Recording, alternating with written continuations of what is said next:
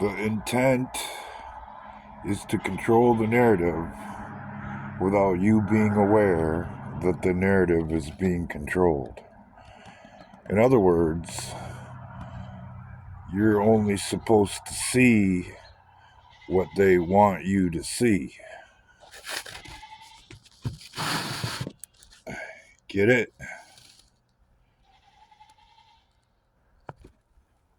That used to be the job of what's called the mainstream media, and they were pretty good at it because they've been doing it for a long time.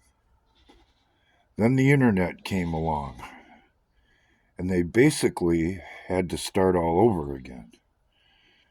That's when the cracks in the system became more and more obvious, at least wise to those who are willing or were willing to look.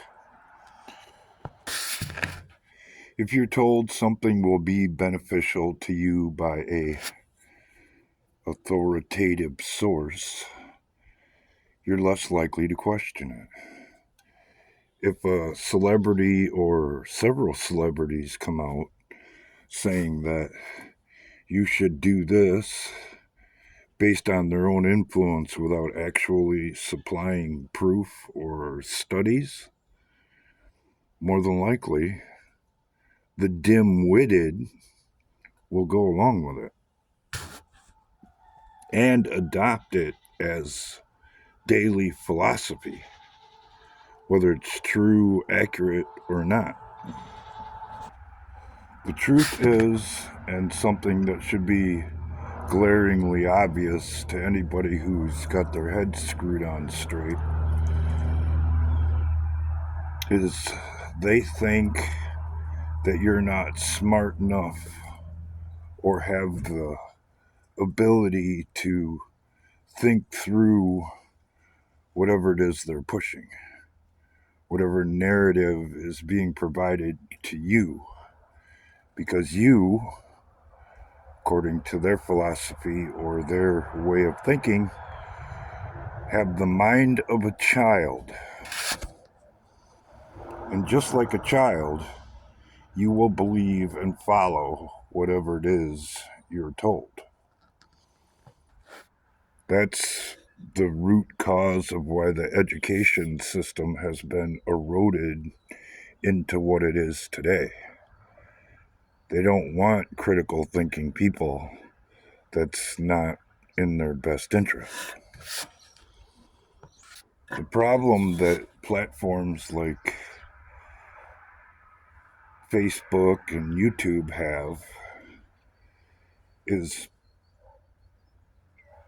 sure, that they put out the narrative and they support what it is they're supposed to be supporting.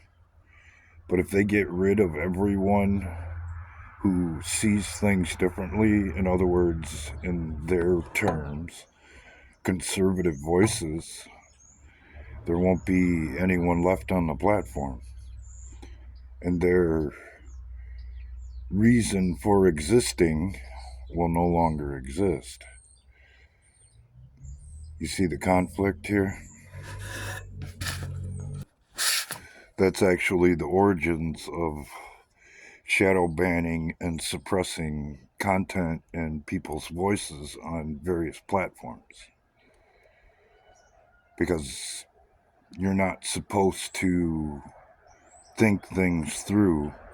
You're merely, like a child, supposed to do as you're told and believe what they tell you. And the revealing of that, if you know anything about how all this works, goes back to Obama's executive order making propaganda within the confines of the United States perfectly legal. The philosophy being, if there's an executive order out there written by the president, that it will protect them from prosecution for violating your rights, or more accurately, the Bill of Rights in our Constitution. This actually isn't nothing that I haven't talked about before on this channel, but never quite put it in this way because it was just said to me a little while ago by a guy in a suit who's much more eloquent than I am, who I haven't seen in over 30 years. And my reply, as you might expect, was, "You're not telling me anything I don't already know." And his reply, which kind of surprised me, but not really, was, "Yeah, we know."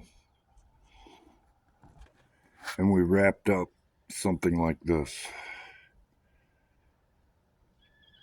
"I remember the day you walked out when you said, 'This will never work. The American people aren't that dumb.' And you were absolutely right."